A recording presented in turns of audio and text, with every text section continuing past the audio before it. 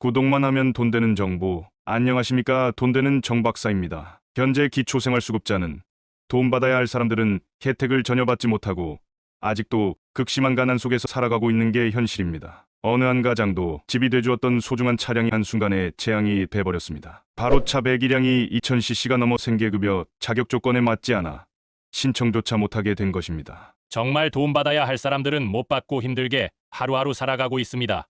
법을 악용하여 위장이혼이나 편법으로 기초수급 혜택을 받고 있는 사람들 철저한 조사를 해야 하고 동떨어진 조건 말고 복지 사각지대가 생기지 않도록 현실적인 조건으로 다시 계획해야 합니다. 예산안이 없다고 계속 보도하는데 국회회의나 대통령 회의시 녹취록 투명하게 공개해야 합니다. 내년 총선을 겨냥해 던져보기식인 것 같아 너무 화가 납니다. 기초생활수급자도 우리나라를 위해 헌신한 분들입니다. 국민을 대표하는 게 국회의원이면 동떨어진 복지 정책 말고 현실성 있는 정책을 만드는 게 국회의원인데 참다운 국회의원이 없는 게 우리나라의 문제점이네요. 이렇게 구독자님들이 의견을 주셨습니다. A씨의 경우 6식구의 가장이며 20년 넘게 마트 정육점에서 고기를 썰며 생계를 이어왔습니다. 그러다 2021년 일하던 중 갑자기 어지러움을 호소하여 병원에 갔지만 병원 진단은 원인 불명이었으며 칼질도 제대로 못하게 된 A씨는 권고사직을 당했습니다. 생계급여를 신청하러 주민센터에 방문했지만 출퇴근용으로 150만 원 주고 산 국산 승용차가 발목을 잡은 것이었습니다. 폐차 직전의 차량이었지만 배기량이 2000cc가 넘어 고급 차종으로 분류되는 탓에 생계급여 대상에서 제외된 것입니다. 생계급여를 받으려고 폐차까지 고민했지만 이 차는 A씨에게는 집이었습니다. 이평 남짓한 원룸에서 5식구가 누우면 발 디딜 틈조차 없었기에 주차된 차 뒷좌석에서 웅크리고 잔 지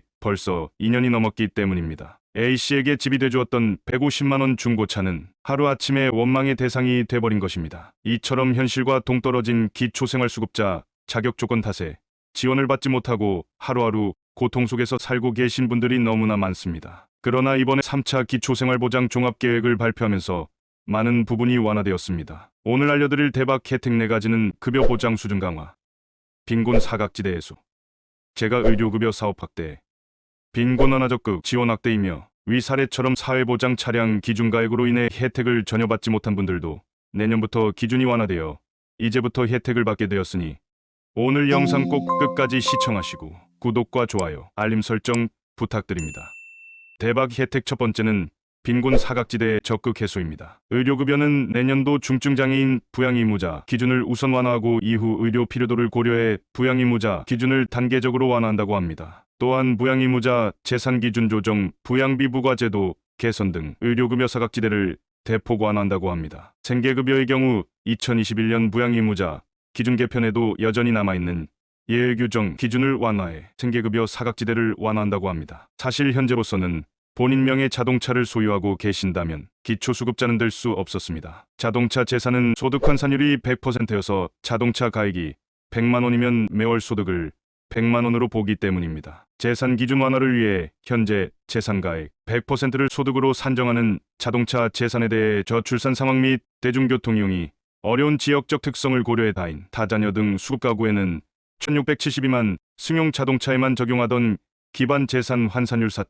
4.17%를 2500cc 미만 자동차까지 완화해 적용하기로 했습니다. 더불어 근로 유인 확대를 위해 생업용 자동차는 재산가액 산정에서 제외하며 자동차에 대한 과도한 기준으로 수급에서 탈락하는 경우를 최소화한다고 합니다. 결혼하고 아이를 낳고 가정을 꾸려 살아갈 때 꼭 필요한 것이 자동차인데 자동차를 소유했다는 이유로 소득은 적은데 수급권자에서 탈락한다는 것이 불합리한 내용이었는데 2024년부터 완화된다고 하니 큰 도움이 될 것 같습니다. 두 번째는 기초생활보장 급여 보장 수준 강화입니다. 현재 생계급여의 경우 기준 중위소득 30%가 기준인데요. 오는 2024년에는 생계급여 선정 기준을 32%로 상향한다고 합니다. 그리고 향후 35%까지 단계적으로 상향해서 더 많은 수급자에게 생계급여를 지원하고 수급자의 최저생활보장을 강화한다고 밝혔습니다. 기준 중위소득 기준이 상향되었다는 것은 지금보다 소득 인정액이 더 많은 분들도 기초수급자가 될 수 있다는 의미가 됩니다. 쉽게 말씀드리면 올해보다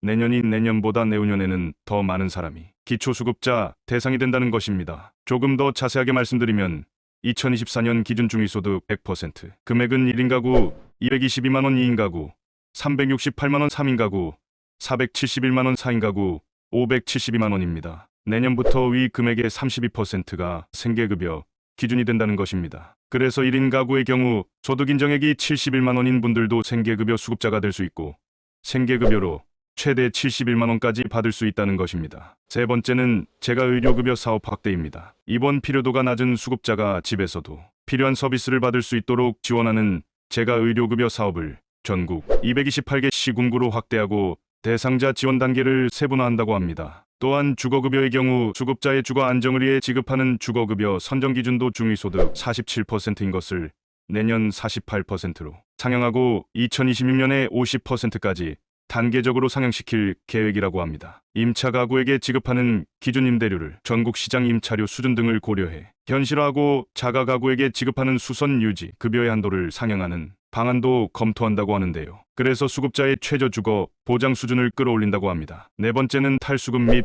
빈곤 완화 적극 지원입니다. 요즘 노인 빈곤이 심각한 상황이죠. 이 점을 고려해 노인층 대상근로 사업소득 추가 공제를 확대하는 방안을 검토한다고 합니다. 더 나아가 보다 많은 수급자가 자활사업을 통해 탈수급할 수 있도록 기초생활수급자 수 증가에 맞춰 자활 참여 대상자를 확대하고 신규 사업 모델 및 지역 특성화 사업을 개발하는 등 일자리를 창출한다고 합니다. 자활기업의 지속 가능성을 끌어올릴 수 있도록 창업 성장 성숙 단계 등 단계별로 자활기업 창업 경영예술화를 지원한다고 합니다. 오늘은 내년부터 변경되는 기초생활수급자 대박 혜택 4가지에 대해 알아보았습니다. 현재 기초생활수급자는 250만 명이 넘었으며 극심한 빈곤 속에서도 혜택을 전혀 못 받고 있는 비수급 빈곤층이 73만 명입니다. 정부는 복지 사각지대를 줄이기 위해 현실에 맞는 조건으로 완화 및 변경하여 어르신들을 두텁게 보호하기 위해 혜택을 마련 중이며 앞으로는 생활고에 시달리고 계신 분들이 까다로운 조건 때문에 받지 못하는 혜택이 없도록 검토하여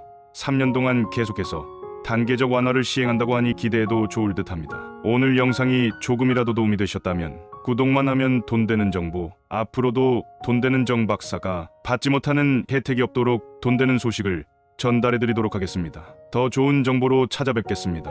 감사합니다.